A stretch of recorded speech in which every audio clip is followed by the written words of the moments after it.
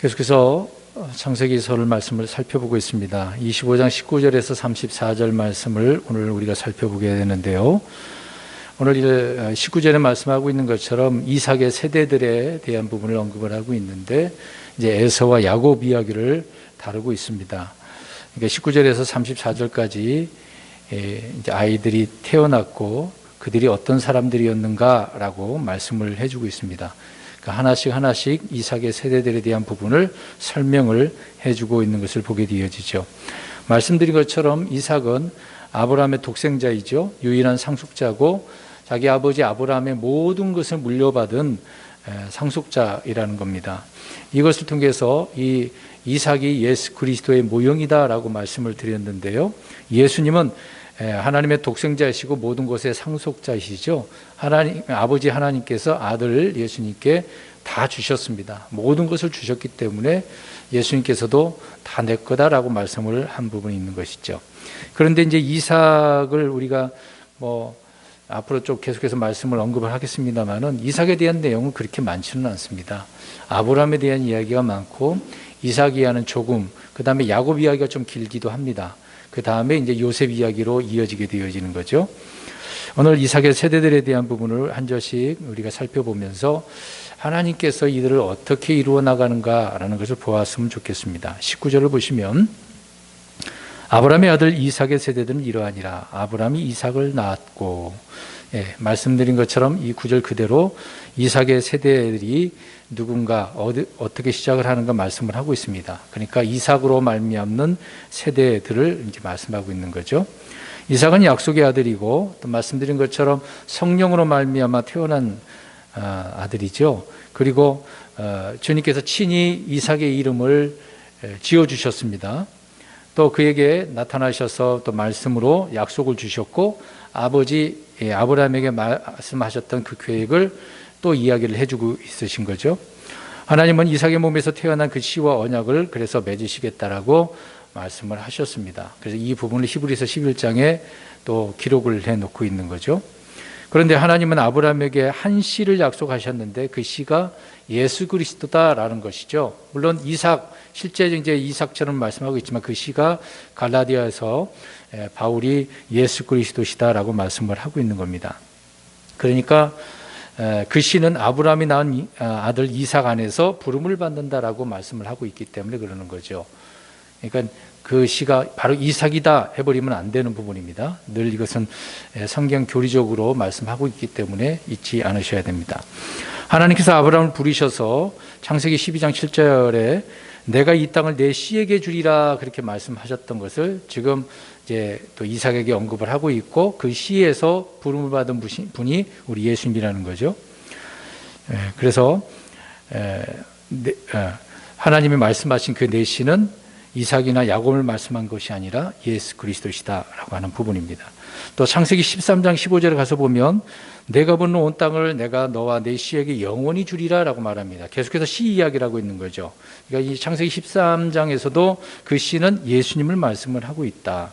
성경은 일관성 있게 그 씨가 우리 예수님이다라고 언급을 하고 있다는 거죠. 아브라함은 그래서 이런 앞으로 메시아 그 탄생에 대한 약속을 정말 일찍 받은 거죠. 하나님께서 아브라함에게 그렇게 말씀하셨고 또 그에게 약속을 주셨기 때문에요. 이와 같이 이삭 역시도 마찬가지로 동일한 약속을 하나님께서 주시는 것을 보게 되어집니다.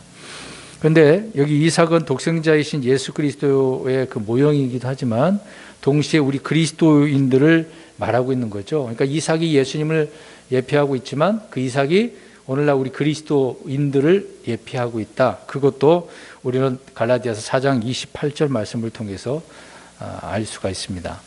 그러니까 그냥 스토리 이야기만 기억하지 마시고 이삭은 예수님을 예표하고 있고 또 그리스도인들을 예표하고 있다. 이렇게 생각하시면 좋을 것 같습니다. 말씀드린 것처럼 앞에서 이삭이 이제 성령으로 태어났다고 그랬는데요. 역시 우리 그리스도인들도 성령으로 말미암아 태어난다고 하지 않습니까? 그래서 거듭난다, 태어난다, 다시 태어난다 그런 말씀을 성경은 말씀하고 있기 때문에 그래서 우리도 성령으로 태어난 자들이다라는 것이죠.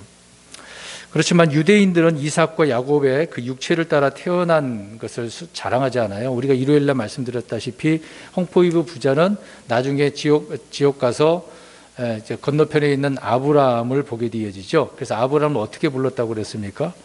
아버지 아브라함이요, 이제 조상이라는 것을 언급을 하고 있습니다. 그러니까 후손이라는 거잖아요. 육체적인 그런 후손을 말하고 있습니다. 그래서 자기들이 유대인으로 태어났던 것을 굉장히 자랑합니다. 예수님께서 사역하실 때도 일단 공생 기간에도 바리새인들이 주로 우리는 아브라함의 자손들이다 얼마나 그랬습니까? 굉장히 자부심을 갖고 있는 사람들이 유대인들입니다. 그러니까 그들은 육체를 따라 태어난 것을 자랑한다라는 거죠. 그러나 이스마엘과 같이 육체를 따라 태어난 육체 아이들이라고 또 그렇게 말씀을 하고 있는 거죠. 그래서 우리 그리스도인들은 육체를 따라 태어난 것이 아니라 성령으로 태어난 자들이다라고 하는 부분입니다. 그러니까 19절은 이삭의 세대들을 잠깐 이렇게 한 구절을 통해서 말씀을 하고 있습니다. 20절 보십시오. 이삭은 40세의 리브가를 아내로 취하였는데 그녀는 밧달 아람의 시리아 사람 부두엘의 딸이요 시리아 사람 라반의 누이더라. 자, 이삭은 어머니 사라가 죽은 후 3년이 지나서 리브가를 아내로 맞았죠. 그런데 리브가는 부두엘의 딸이라고 하고 있고 라반의 누이라고 하고 있고 그 다음에 부두엘은 아버지, 그러니까 이삭의 아버지 아브라함의 형제이기 때문에 이삭은 사촌을 아내로 맞은 거잖아요. 사촌지간인데. 그런데 이들이 모두 어디 사람이라고 불리고 있다는 겁니까? 시리아 사람. 저번에도 말씀드렸다시피 분명히 이걸 구분해야 됩니다. 그러니까 아브라함 후손들은 다 어디 사람이라고 불러야 되는 거죠? 시리아 사람으로. 나중에 이제 유대인이라고 이렇게 부르긴 하지만 원래는 시리아 이방인입니다.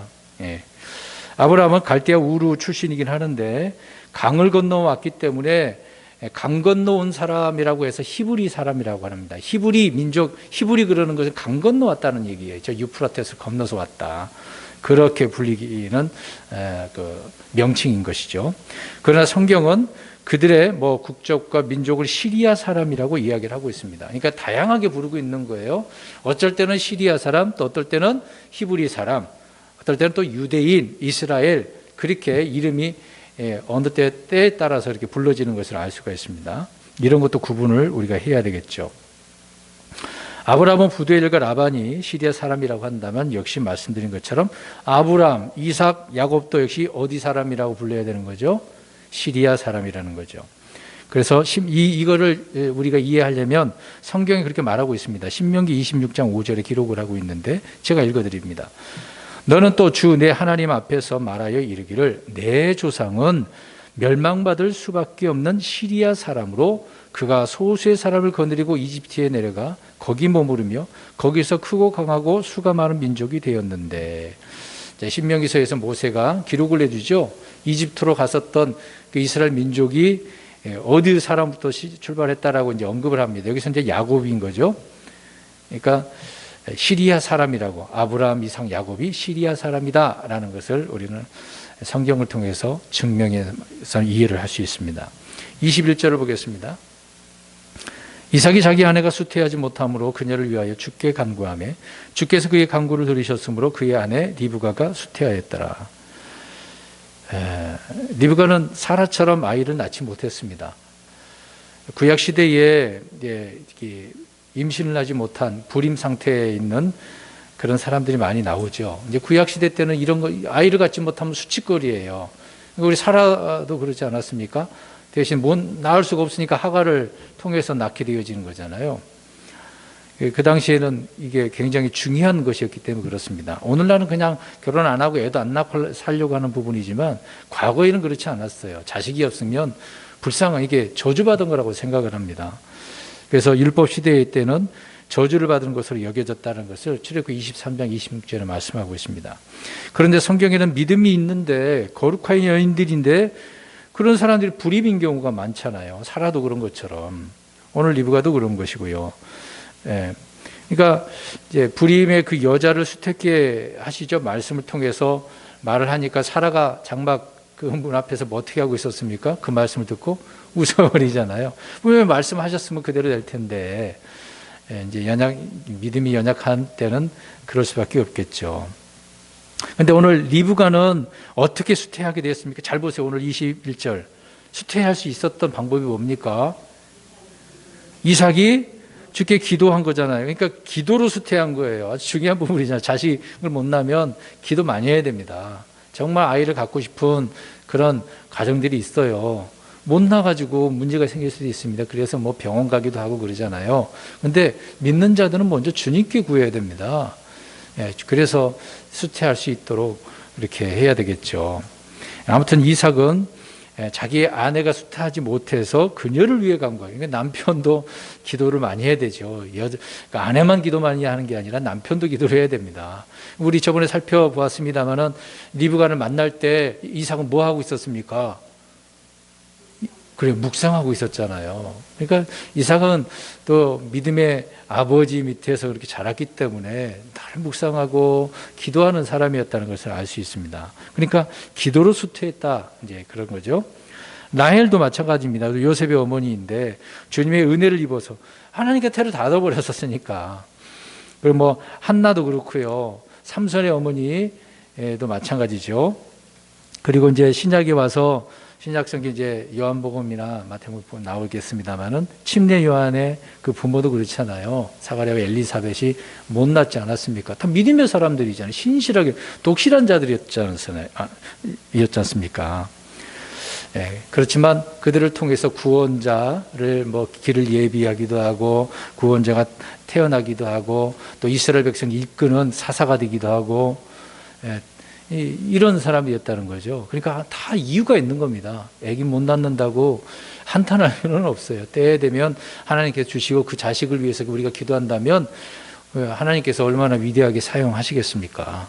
근데 늘 불평하죠. 이래도 저래도 늘 하나님 앞에 불평거리는 사람들은 그 자식을 하나님께 쓰시겠습니까? 부모의 믿음이 그 정도인데 쓰지도 않겠죠. 하나님께서 하나님의 마음에 합하고 주님의 그 뜻을 위해서 그렇게 기도하는데 하나님이 안 들어주시겠냐 이 말이죠. 아무튼 믿음의 여인들의 부림에는 하나님의 깊은 뜻과 섭리가 있다는 것을 우리는 꼭 기억하셔야 됩니다. 이삭은 아브라함이 그랬던 것처럼 첩을 드리는 것이 아니라 약속의 말씀을 의지해서 인내로 주께 간구합니다. 그러니까 바로 기도했다고 바로 아기가 생긴 건 아니에요. 근데 오랫동안 생긴 게 아니에요. 낳은 때는 지금 몇 세예요? 결혼한 지는 꽤 오래됐잖아요. 40세 결혼했는데 몇 세에 낳았다 그랬어요? 26절에 60세. 그러니까 계속 간구한 거예요. 나올 때까지. 한 번 기도하고 짠 하고 나온 게 아니란 말입니다. 그만큼 말씀을 의지하고 인내하면서 기도했다는 거죠. 주님은 분명히 이삭 안에서 아브라함의 씨가 부름을 받을 것이라고 약속하셨기 때문에 이것을 이미 말씀을 받았잖아요. 그러니까 이삭은 어떻게 해야 됩니까? 주신다고 그랬으니까 어떻게 해야 돼요? 구해야죠. 언제 일지는 모르지만 주님 주신다고 하지 않았습니까? 때에 맞게 주실 줄 믿습니다. 그러는 거죠. 그러니까 말씀을 받은 사람들은 기도하면서 기다리는 거예요. 조급해할 필요도 없습니다. 하나님의 그 때가 얼마나 완벽한 건데요. 그래서 약속의 말씀에 근거해서 기도하는 간구는 100% 응답이 되는 겁니다. 말씀을 받았으니까 약속하셨잖아요. 기도했잖아요. 응답해 주시지 않습니까? 40세에 결혼한 이삭은 20년이 지나 60세의 아이들을 얻었습니다.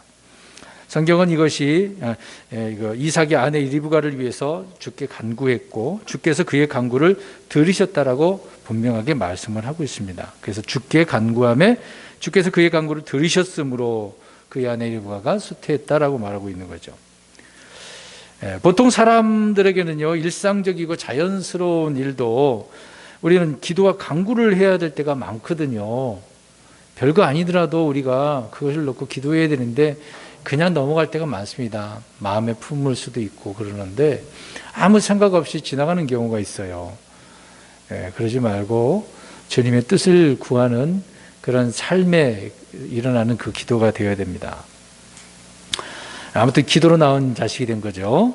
22절입니다. 아이들이 그녀의 태 속에서 함께 싸움으로 그녀가 이르되 그렇다면 왜 나는 이러할까 하고 가서 주께 여쭈었더니, 자, 리브가는 이제 쌍둥이를 임신하게 되었던 거죠. 태 속에서 이제 그 아이들이 어떻게 하고 있었어요? 싸우고 있었어요. 뭐 속에서 무기 갖고 있을 리는 없고, 서로 그냥 막 어떻건 발로 차든지 손을 막 이렇게 치든지 막 움직이면서 서로 싸운 거죠. 뭐 말로 싸울 수는 않았을 것이고, 그러니까 발과 손이 있으니까 막 움직이면서 둘이 싸운 거라고 봐야 되는 겁니다. 그게 그러니까 뱃속에 있는 태아가 살아 있는 것이니까 이렇게 싸운 거죠. 복중에서 형제 간의 싸움이 있었다라고 말씀을 하고 있습니다. 보통 일이 아니죠, 이런 일이. 리브가는 그래서 이것을 통해서 그렇다면 왜 나는 이러할까라고 주님께 여쭙습니다. 근데 가서라고 표현하고 있잖아요. 우리가 무언가 열어보려면 하나님 이거 왜 그래요? 라고 할 때 대언자를 찾아가잖아요. 그 당시 대언자는 아브라함이고, 그 다음에 이제 아브라함이 죽었고, 그 다음에 또 누구 있겠습니까? 그때까지 살았던 에벨이 있었잖아요. 근데 뭐 소용이 없는 거죠. 근데 여기에서 말하고자 하는 것은 본문에서는요, 직접 물어본 거예요. 리브가가 왜 이래요? 하나님 왜 자꾸 내 뱃속에서 아이들이 서로 싸워요? 라고 물어보는 거죠. 왜 그렇습니까? 너무 이제 임신해 본 여자분들은, 여성분들은 다 아시잖아요. 속에서 하나가 있어도 발로 차면은 깜짝 놀라지 않습니까? 그러니까 이것을 통해서 직접 물어봤다라고 우리는 이 내용을 통해서 알 수가 있습니다. 그래서 23절에 주님께서 이르시되라고 답변을 하시는 거죠. 대언자에게 말씀하셨다면 대언자가 어떻게 해야 돼? 말씀을 받아서 주겠죠. 우리 열왕기서를 읽고 있습니다만은 하나님께서 그렇게 하기를 원하잖아요. 하나님은 대언자를 통해서 말씀해 주시잖아요. 근데 지금은 대언자가 없기 때문에 직접 물었고 답변을 얻었다라고 하는 것을 알 수가 있습니다. 23절입니다. 주께서 그녀에게 이르시되 두 민족이 내 태 속에 있노라. 두 종류의 백성이 내 뱃속에서부터 나누어지리라. 한 백성이 다른 백성보다 강하겠고 형이 동생을 섬기리라 하시니라. 자, 주님께서 리브가에게 알려주시네. 왜 싸우는지를 설명을 해줬습니다. 근데 두 민족이라고, 아직 태어나지도 않았는데 앞으로 하나님은 이 두 사람을 통해서 큰 민족을 이루겠다라고 지금 이야기를 해주고 있는 거죠. 그러니까 두 민족이 내 태 속에 있다라고 이야기합니다. 비록 자기 자식들인데 하나님은 그것을 통해서 큰 계획이 있으신 거죠. 두 종류의 백성이 뱃속에서 나누어진다고 이야기합니다. 그러니까 이미 그들을 앞으로 어떻게 하시겠다라고 하신 거잖아요. 이는 인종이 분리되는 거고 민족이 분리되는 것이니까요. 아예 이제 그 후손들이 다 나눠질 수밖에 없게 되는 것입니다. 리브가는 자신의 뱃속에 있는 두 아이에 대한 주님의 말씀을 이렇게 듣게 되었는데, 특이한 사항은 형이 동생을 어떻게 한다고 이야기합니까? 섬긴다. 동생이 형을 섬기는 경우여야 되는데 형이 동생을 섬긴다라고 이야기를 하고 있습니다. 우리가 앞에서 창세기 앞에서부터 우리 보면 가인과 아벨, 이스마엘과 이삭, 에서와 야곱, 또 앞으로 가서는 므낫세와 에브라임이 나오거든요.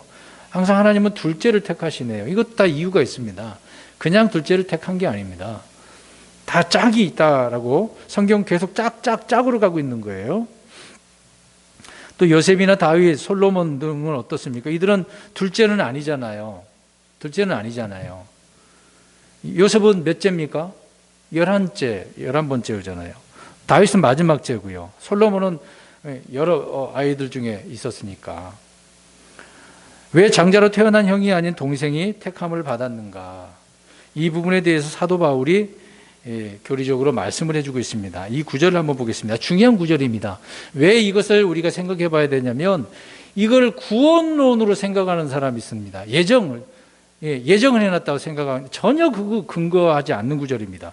자, 로마서 9장 10절에서 13절을 우리 보겠습니다.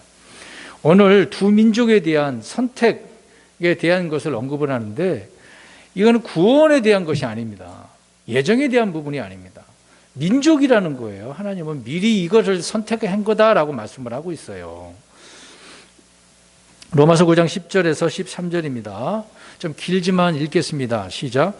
이뿐 아니라 리브가도 한 사람 곧 우리 조상 이삭으로 말미암아 수태하였는데 그 아이들이 아직 태어나지도 아니하고 무슨 선이나 악을 행하지도 아니하였으되 선택에 따른 하나님의 목적이 행위로 말미암지 아니하고 오직 부르시는 분으로 말미암아 서게 하려 하사 그때에 그분께서 그녀에게 이르시되 형이 동생을 섬기리라 하셨나니 이것은 기록된 바 야곱은 내가 사랑하되 에서는 미워하였느니라 함과 같으니라. 아멘. 선택한 부분, 또 사랑하고 미워했다라고 하는 부분, 이제 이런 구절이 나오니까 이거는 구원에 대한 예정이다라고 말하고 있는데 전혀 아닙니다. 형이 동생을 섬기는 이유를 바울이 설명을 해주고 있잖아요. 자, 선택에 따른 하나님의 목적이 뭐로 나오는 거예요? 행위가 아니라 부르시는 분, 하나님께서 그렇게 하신다는 얘기죠. 내가 그렇게 불렀어 라고 말씀을 하고 있는 것입니다. 그래서 하나님께서 부르시는 분께서 서게 하신다라고 말씀을 하고 있는 거죠. 왜 형이 동생을 섬기는가? 선택에 따른 하나님의 목적이 행위로 말미암지 않기 위해서. 오직 하나님 은혜라는 이야기잖아요. 이렇게 부르는 것도. 하나님의 선택은 우리의 어떠함이 아니라 자신의 부르심과 목적에 따르는 거라는 얘기예요. 전혀 다르다는 거죠. 하나님 편에서니까.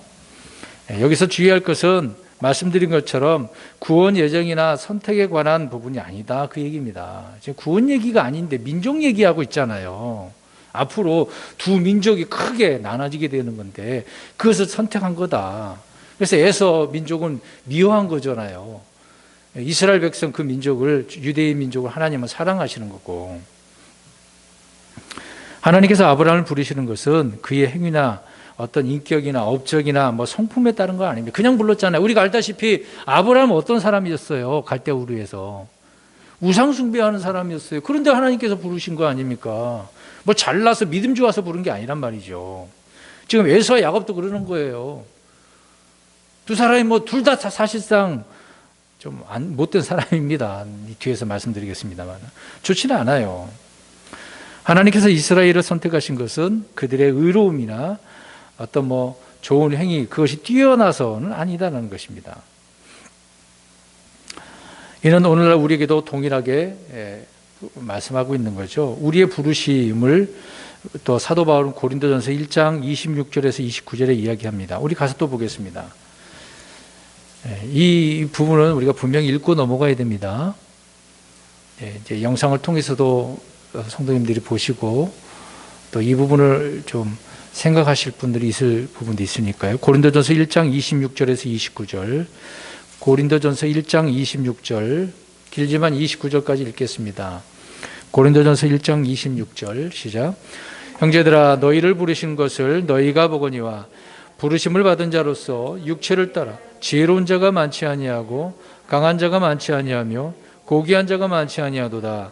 그러나 하나님께서 지혜로운 자들을 당하게 하려고 세상의 어리석인 것들을 택하시고 하나님께서 강한 것들을 당황하게 하려고 세상의 약한 것들을 택하시며 하나님께서 있는 것들을 쓸모없게 하려고 세상의 천한 것들과 멸시받는 것들을 택하시고 참으로 없는 것들을 택하셨나니 이것은 어떤 육체도 자신 앞에서 자랑하지 못하게 하려 하심이라. 아멘.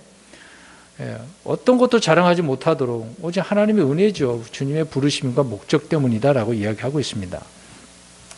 만약 주님께서 혈통이나 어떤 뭐 행위나 업적을 통해서 그 성품과 학문과 어떤 지유 등을 통해서 따라 부르시고 택하셨다라고 한다면 성경은 믿음이 아니라 행위라고 해야 되겠죠.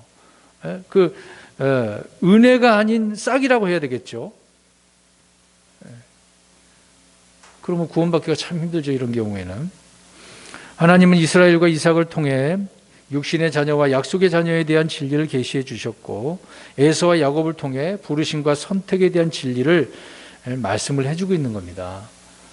무조건 좀 비슷하다라고 해서 갖다가 연결시키면 안 되죠. 아무튼 부르시는 것은 주님의 부르심입니다. 주님의 그 선택과 부르심의 목적에 따른 것이다라고 하는 부분이죠. 24절입니다. 그녀가 해살할 날이 찼는데 보라, 그녀의 태에 쌍둥이가 있더라.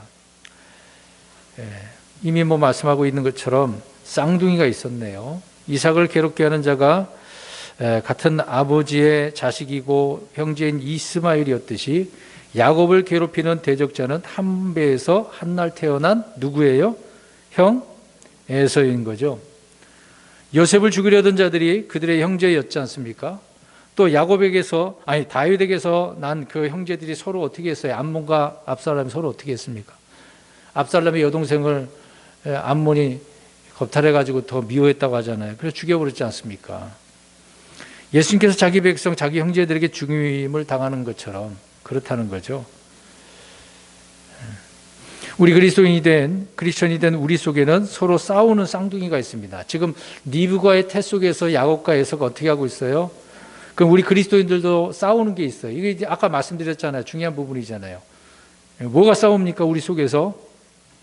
로마서 7장 21절에 보면 선과 악이 싸우는 거죠. 그리고 죄의 법이 있고 의의 법이 있습니다. 로마서 7장에 말씀하고 있습니다. 이거 우리 속에서 계속 싸운다고 바울이 이야기를 하고 있어요. 또 겉사람과 속사람, 또 육신과 누가 또 싸우시는 거죠?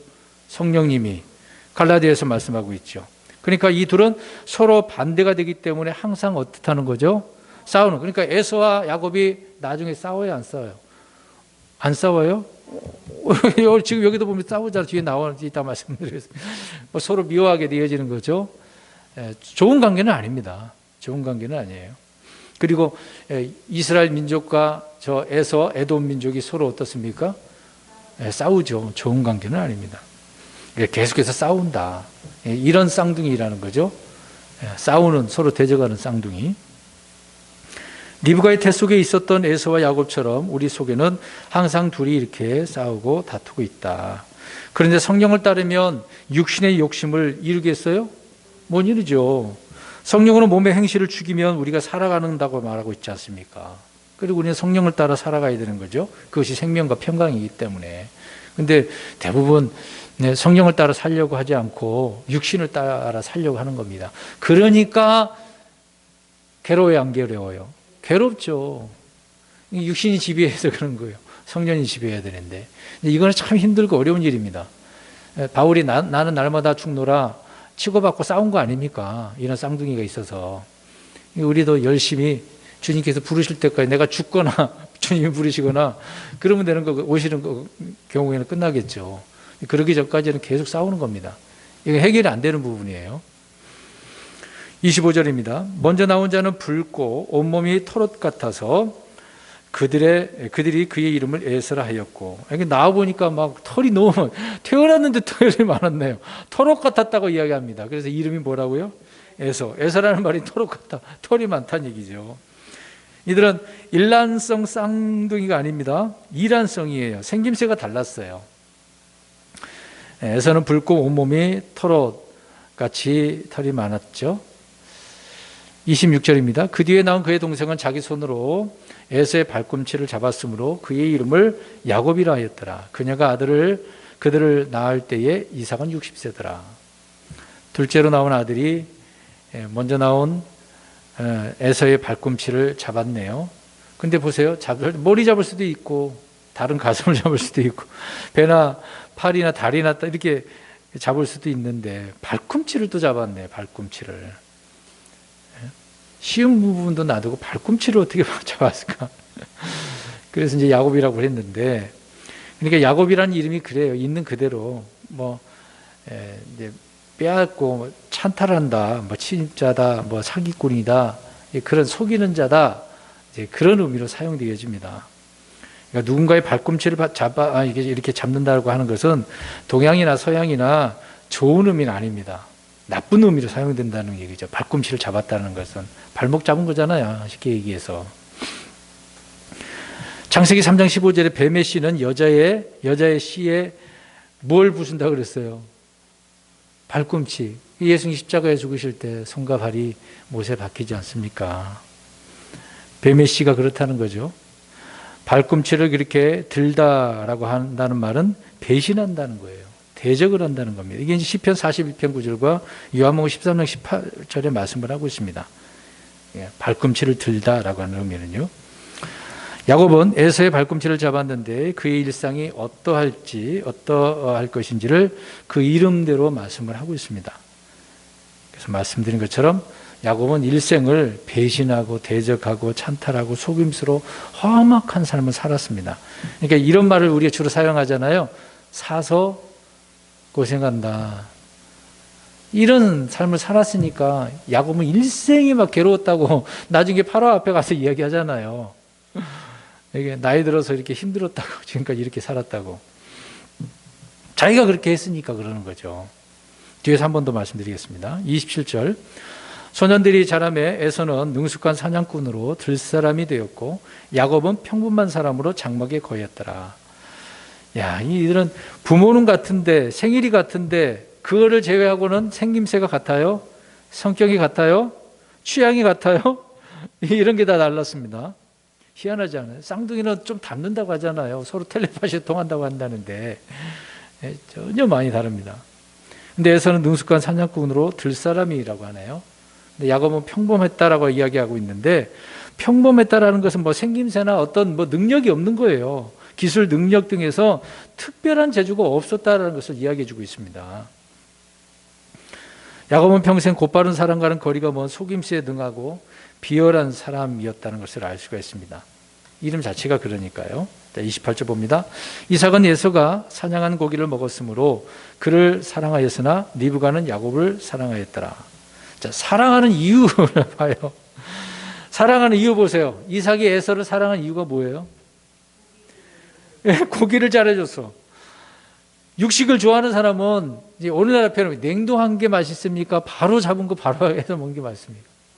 바로 잡은 게 맛있죠. 사냥해갖고 바로 요리를 해서 먹으니 얼마나 맛있었겠어요. 이삭은 좀 육식을 좋아했던 것 같아요. 에서가 이렇게 잘해줬으니까. 그 맛을 아니까 그러겠죠. 그러니까 사랑할 수밖에 없는 거죠. 나한테 이렇게 맛있는 음식을 주니까. 이삭은 큰아들 에서가 사냥한 고기를 좋아했고 그를 사랑했다고 이야기합니다. 근데 음식을 탐하는 건 좋지는 않아요. 근데 그 당시에 그만큼 이삭이 이렇게 고기 먹는 것을 좋아했다는 것을 알 수가 있습니다. 리브가는 야곱을 사랑했는데 왜 사랑했을까요? 뜬금없이, 그러니까 그러면 서로 나눠진 걸까요? 이삭이 에서를 사랑했으니까 리브가 아내는 나는 야곱을 사랑해야지 그랬을까요? 미리 말씀해 주셨잖아요. 두 민족을 이야기하면서 형이 동생을 어떻게 한다고 그랬으니까. 그렇죠. 이것을 안 리브가는 야곱을 사랑했다는 것이죠. 말씀을 들었기 때문에 그래요. 23절에 말씀하고 있는 것처럼. 그래서 하나님은 에서를 미워했고 야곱을 사랑하셨다라고 로마서 9장 12절에도 언급을 하고 있는 겁니다.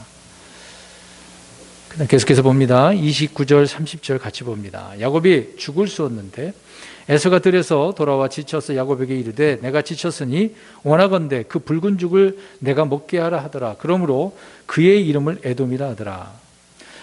사냥 갔다 왔는데 허기에 차죠. 얼마나 막 배가 고팠는지. 뭐 배가 고프면은 눈에 보이는 거 먹으려고 하지 않겠습니까? 마침 딱 와서 보니까 동생이 뭘 하고 있어요? 붉은 죽을, 팥죽을 쓰고 있네요. 눈앞에서 그렇게 있으니까 얼마나 먹고 싶었겠어요. 냄새도 나면은 더 하겠죠. 근데 잘 보셔야 돼요. 그냥 이야기가 야곱이 아무 생각 없이 붉은 죽을 자기 먹으려고 끓인지 아세요? 그게 아닙니다. 야곱은요, 먹는 것으로 에서를 지금 유혹했던 거예요. 잘 보세요. 잘 보셔야 됩니다. 25장 30절 보십시오. 내가 지쳐지 원하건대 그 붉은 죽을 내가 먹게 하라 하더라. 그러므로 그의 이름을 에돔이라 하더라 라고 했잖아요. 야곱은 형제로 먼저 섬기거나 대접하는 것이 아니었습니다. 누가 먼저 달라고 그랬어요? 사냥하고 왔으면 동생이 형 수고했네. 배고프지? 이거 먹어 그래야 되는데 지금 누가 먼저 달라고 하는 거예요? 그 상황을 지금 형이 갔다 오면 시장한다는 것을 알고 있었던 거죠. 뭔가 계획이 있는 겁니다. 지금 그냥 뜬금없이 한 게 아니란 얘기예요. 여러분, 누가 이렇게 배가 고프면은 내가 차려주고 싶고 그래야 되지 않아? 이게 도리 아니겠습니까? 예? 원수가 줄이고 지쳐도 먹을 것을 줘야 되는 것인데, 근데 야곱은 지금 이 순간이 아주 자기가 원했던 그 거래할 수 있는 귀한 시간이라는 거죠. 이것을 중으로 내게 뭔가 가져와야 되는 것이 있는 거죠. 형에게 있는 것을 빼앗으려고 한다. 그 얘기입니다. 그러니까 이름이 뭐예요? 속에서 빼앗는 거잖아요. 찬탈하는 그런 의미가 있는 거죠. 31절 보십시오. 야곱이 이르되 이날 형의 장자권을 내게 팔라 하니, 이제 속셈이 탁 드러난 거죠. 기회를 엿보다가 그렇지, 이걸로 거래를 해서 저 장자권을 뺏어야지. 이건 정말 계획적이었던 것입니다. 그냥 한 게 아니에요. 이제 왜 그랬는지를 잘 생각하셔야 됩니다. 야곱이 할 일 없어서 형의 장자권을 빼앗으려고 했을까요? 잘 생각하셔야 됩니다. 야곱이 형 에서에게 누리는 것이 장자권이었습니다. 야곱은 장자권을 얻고 싶어 했던 거예요.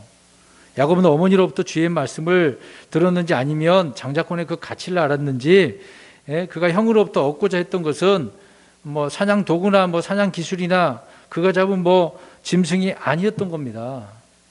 야곱의 관심은 뭐였던 거예요? 장자권이었던 거예요. 자신이 쏜 그 죽으로 지친 형의 배를 채워주는 대신에 장자권을 팔라고 이렇게 제안한 거죠. 이건 꾀부리는 거잖아요. 간교함으로. 잘 보셔야 돼요. 야곱이 이런 사람이었던 것입니다. 정정당당하게 나한테 줘 그러는 게 아니라 이런 기회를 엿보고서 계획까지 다 한 거 아닙니까? 32절 보십시오. 에서가 이르되 보라, 내가 죽을 지경에 이르렀으니 이 장자권이 내게 무슨 유익을 주겠느냐 하며, 지금 야곱은 장자권을 굉장히 어떻게 해요? 원하고 있는 거예요. 내가 이걸 가져야 되는데, 내가 먼저 나와서 내가 가져야 되는데 지금 형이 먼저 나와서 가졌으니까. 그리고 형이 동생을 어떻게 하는 걸 들었어요? 섬긴다고 들었으니 이걸 돌리려면 내가 장자권을 가져와야 돼. 그러니까 이거를 지금 형한테 거래를 한 거고. 근데 에서는 어떻습니까? 이 장자권이 내게 무슨 유익이 있겠어? 지금 내가 죽을 지경에 이르렀는데, 죽으면 이것도 아무 소용이 없어. 지금 당장 내 배부터 해결하자. 내가 살고 보자. 이 장자권을 우습게 생각하는 거죠. 이 부분에서 에서의 단순함, 무지함을 볼 수가 있습니다. 그러니까 에서는 어떤 영적인 것보다 당장 내가 지금 먹고 살아야 되는 문제를 더 귀하게 생각을 하고 있는 거죠. 그게 이제 자기 인생관입니다. 영적인 것과 물질적인 것을 구분해야 되는데 그걸 못하고 있는 거죠. 미래의 일과 현재의 일에 대해서도 알아야 되고, 하늘에 속한 것이냐 땅에 속한 것이냐, 이것도 중요한 거거든요. 근데 에서는 항상 무엇을 택해요? 물질적인 거, 현재의 일, 땅에 속한 거, 지금 내가 배가 고프니까 눈에 보이는 거, 그게 먼저죠. 하나님께서 좋아하시는 것을 선택한 건 아닙니다. 영에 속한 것보다도 몸에 속한 것, 또 하나님보다도 자기 배를 더 섬기는 그의 가치관을 여기서 볼 수가 있는 겁니다. 그리스도인들 가운데 그렇지 않나요? 자기 목적을 위해서 교회 나와가지고 기도하는 거, 그건 참 하나님 앞에 염치 없지 않을까요? 물론 뭐 갈급하니까 그렇겠습니다만은, 우리가 이 자리 만약 주님 앞에 기도한다라고 할 때 나를 위해서 좀 기도 안 했으면 좋겠습니다. 그건 나중에 하는 부분이고, 먼저 기도할 것은 하나님의 영광을 위해서 좀 기도하고, 또 중보기도처럼 다른 성도들이나 우리 가족들이나 그 사람들을 위해서 이렇게 세워지기 위해서 기도를 먼저 해야 되지 않겠습니까? 그 다음에 나를 위해서 하나하나 말씀을 통해 어떻게 해야 되는지 질문을 던져가면서 그렇게 기도했으면 좋을 것 같아요.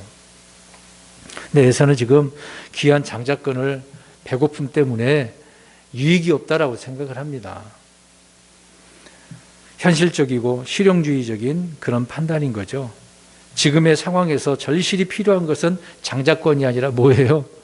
먹을 거, 그 팥죽. 에서는 당장 자신의 배를 채울 빵을 얻기 위해서 영적인 것들을 포기하는 성도들의 모델인 거죠.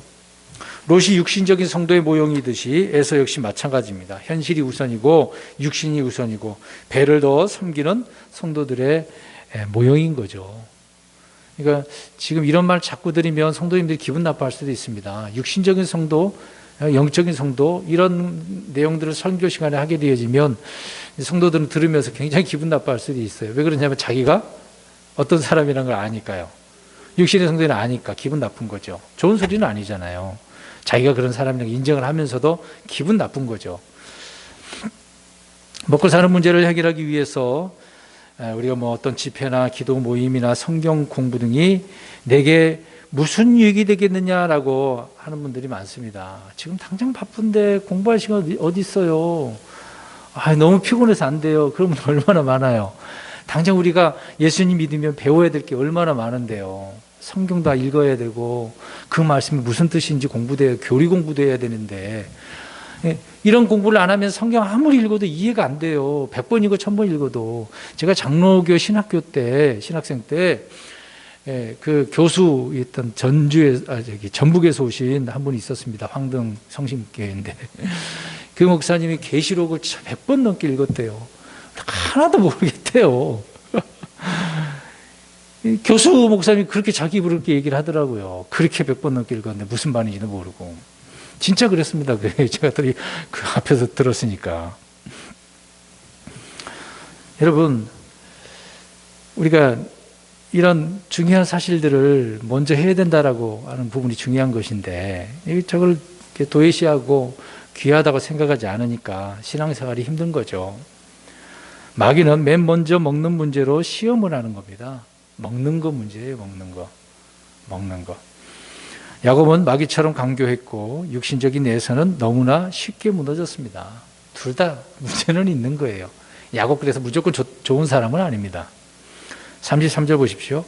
야곱이 이르되 이날 내게 맹세하라 하니 그가 그에게 맹세하고 자기의 장자권을 야곱에게 파니라.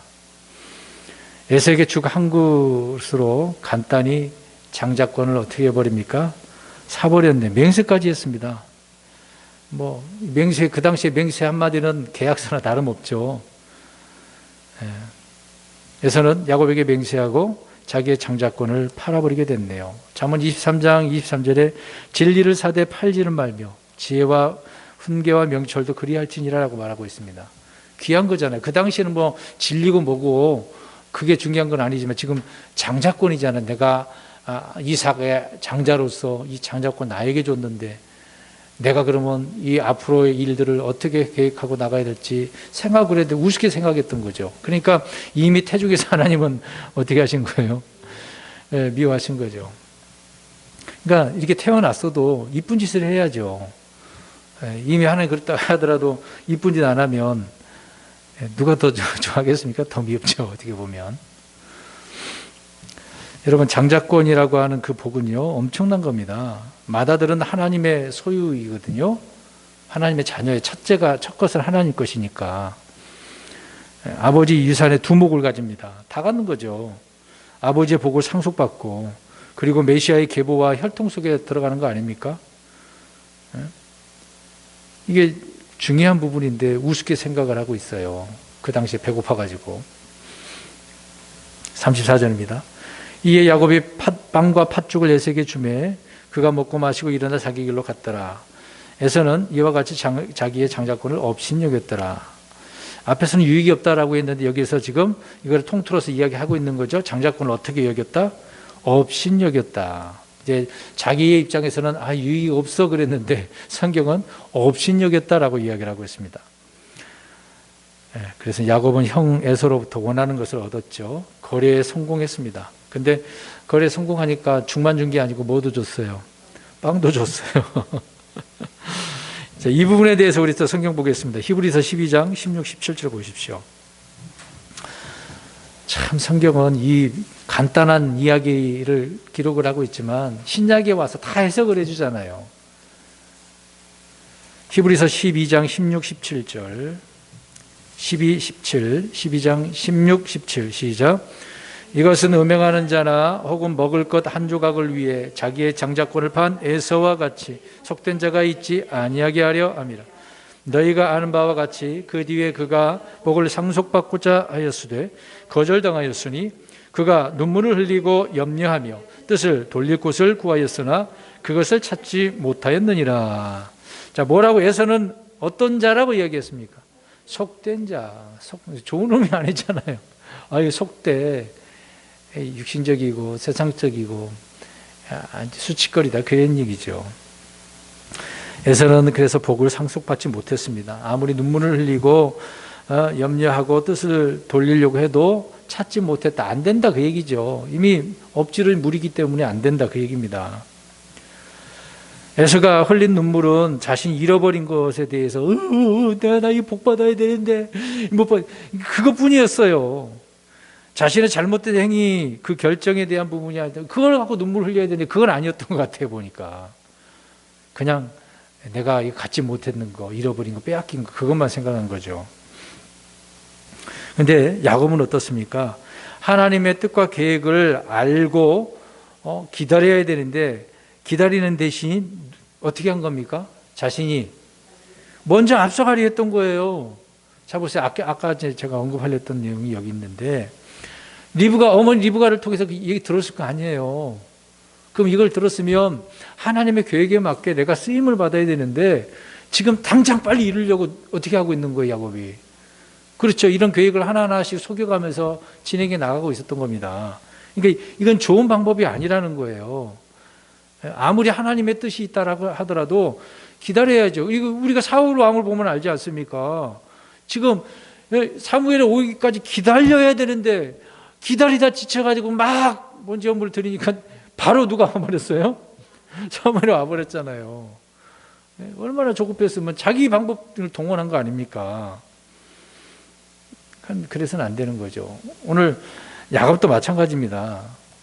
주님의 말씀이 있었으면 기다려야죠, 주님. 그러니까 자기가 원하는 대로 했기 때문에 계속해서 그 인생이 어때요, 지금 삶이? 꼬이는 거죠, 꼬여. 물론 이렇게 하더라도 하나님은 자신의 뜻을 이루십니다. 하나님은 합력하여 선을 이루신 분이기 때문에 아무리 택한 자가 자기 백성이 잘못하더라도 수단과 방법을 안 가리고 하나님 말씀을 통해서 책망을 하시든 어떤 심판을 내리시든 간에 주님의 뜻을 이루십니다. 근데 너무 앞서가려 했던 거죠.